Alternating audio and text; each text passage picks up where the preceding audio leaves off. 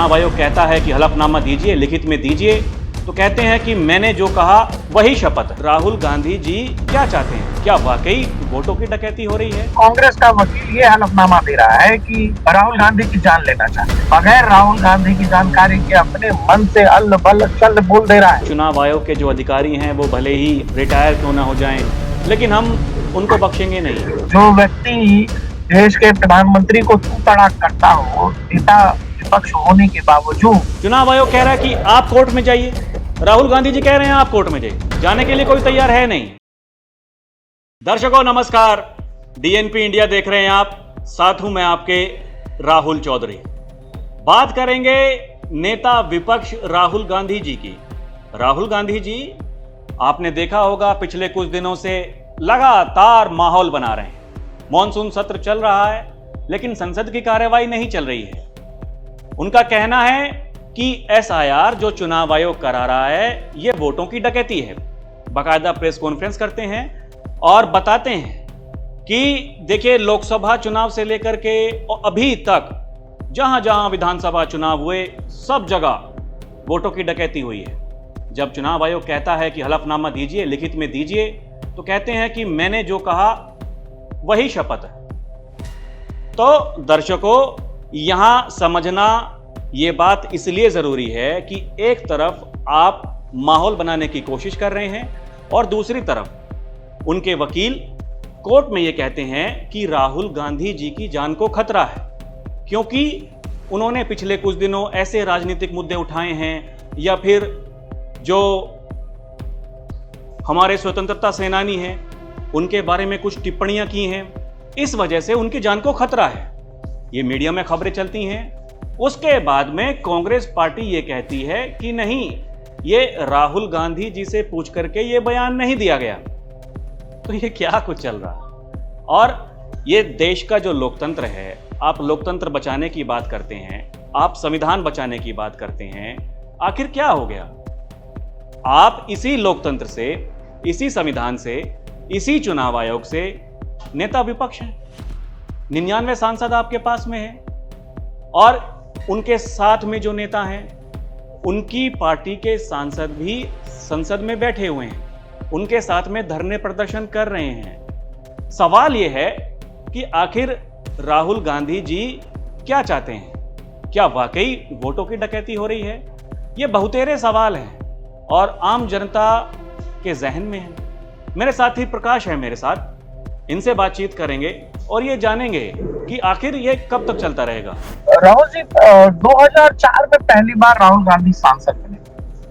पिछले 15-20 सालों की उनकी राजनीति देखें और खास तौर पर पिछले 10 साल अगर उनकी राजनीति को हम लोग देखें, समझें, तो उनकी राजनीति क्या रही?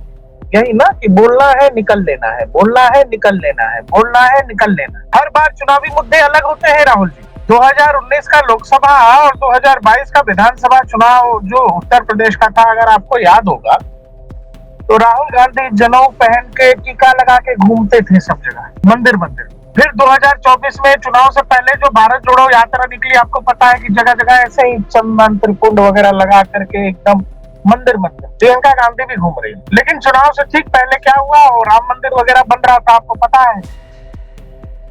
तो उसके बाद उन्होंने अचानक से त्याग कर दिया कि इसका तो कोई फायदा ही नहीं है। राहुल जी, कोई काम जो आप रोज करते हैं तो उसके लिए अभ्यास की जरूरत, उसके लिए एक्टिंग की जरूरत नहीं हो, लेकिन जो काम आप नया नया पकड़ते हैं तो उसको आदत डालने के लिए उसको थोड़ा समय चाहिए। एक्टिंग आदमी लंबे समय तक नहीं कर सकता है। अब एक जो वाकया पुणे कोर्ट वाला है जिसका जिक्र आपने किया, बताइए कि कांग्रेस का वकील ये हलफनामा दे रहा है कि महात्मा गांधी जी की जैसे हत्या हुई, नाथूराम गोडसे के लोग हैं वो लोग राहुल गांधी के वंशज हैं, बताया जा रहा है कि उन्हीं के वंशज हैं, राहुल गांधी की जान लेना चाहते हैं। ये कोर्ट में कह दिया गया, देश भर में हेडलाइन छप गए, अखबारों में आ गया, वेबसाइट्स में आ गया, देश जान गया कि बाप रे बाप, राहुल गांधी की जान खतरा है।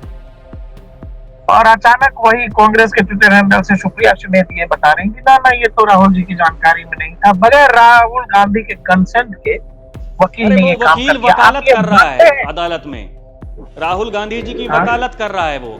ये सवाल आप कोई पूछे कि क्या उस वकील को नहीं पता होगा कि वो क्या बोल रहा है, क्या नहीं बोल रहा है?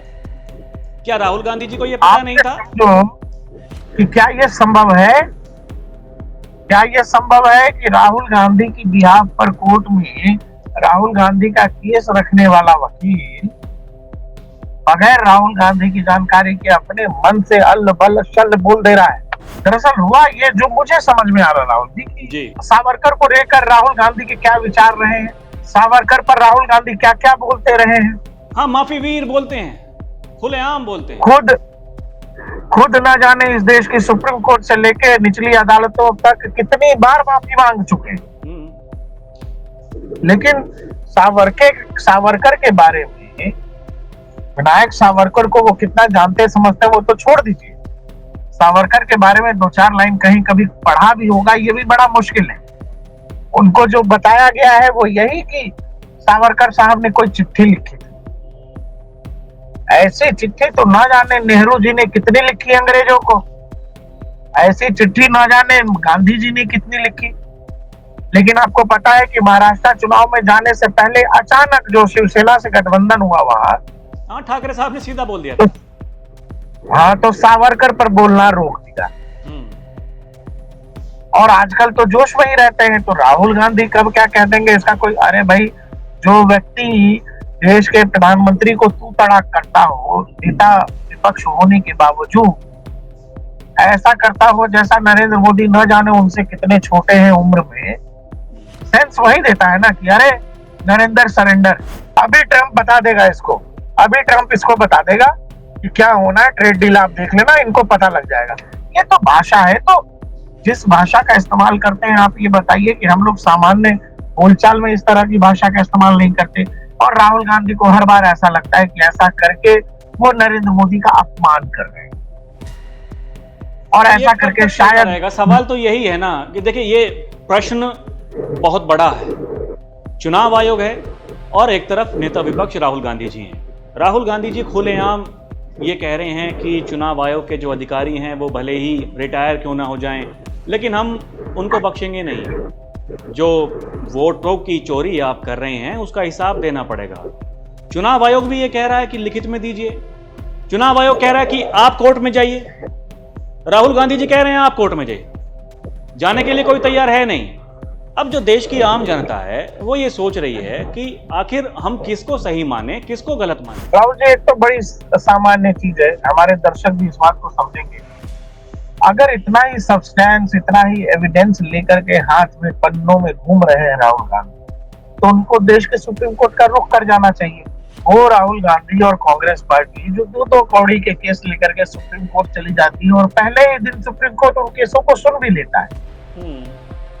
पहले ही किसी की फांसी रुकवानी हो, किसी का जमानत करवाना हो, जाने कैसे कैसे मामले हैं राहुल जी।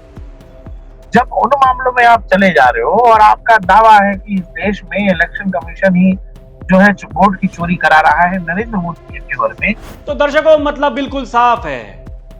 देश के नेता विपक्ष राहुल गांधी जी लगातार चुनाव आयोग को घेर रहे हैं और संवैधानिक संस्थाएं हैं उनको घेर रहे हैं। वो ये कह रहे हैं कि देश के प्रधानमंत्री वो वोटों की चोरी करके प्रधानमंत्री बने हैं। एक तस्वीर आपने देखी होगी कल, उनके जो प्रदेश अध्यक्ष हैं अजय राय, उनके समर्थक किस तरीके से उत्साह वहां देखते ही बनता था, खुशियां मना रहे थे कि देखिए असली जीतने वाले तो आप ही हैं। लेकिन शाम को मीडिया में जब खबरें आई कि जो रिपोर्ट्स आप दिखा रहे थे और कह रहे थे कि एक ही बाप है इन सभी वोटर्स का, वो क्या पूरा मामला था आप भी जान गए हो। तो मतलब बिल्कुल साफ है कि आप एक माहौल बनाने की तैयारी कर रहे हैं और जो भी आपका वोट बैंक है, जो आपका कैडर है, उसको खुश करने के लिए क्या ये सब किया जा रहा है। और वो वकील जो राहुल गांधी जी की वकालत कर रहा है वो ये कहता है कि राहुल गांधी जी की जान को खतरा है। 2-3 घंटे बाद में कांग्रेस पार्टी ये कहती है कि उन्होंने अपनी मर्जी से ये कह दिया। क्या राहुल गांधी जी को ये पता नहीं था, या फिर वो जो घोषणा कर रही थी कांग्रेस की नेता सुप्रिया श्रीनेत, क्या उन्हें पता नहीं था? ये बहुतेरे सवाल है जो देश की जनता जानना चाहती है। दर्शकों, आपको क्या कुछ समझ में आता है हमें कमेंट करके ज़रूर बताइएगा। अभी के लिए इतना ही। आप देखते रहें डीएनपी इंडिया, हर खबर भरोसे के साथ। नमस्कार, जय हिंद।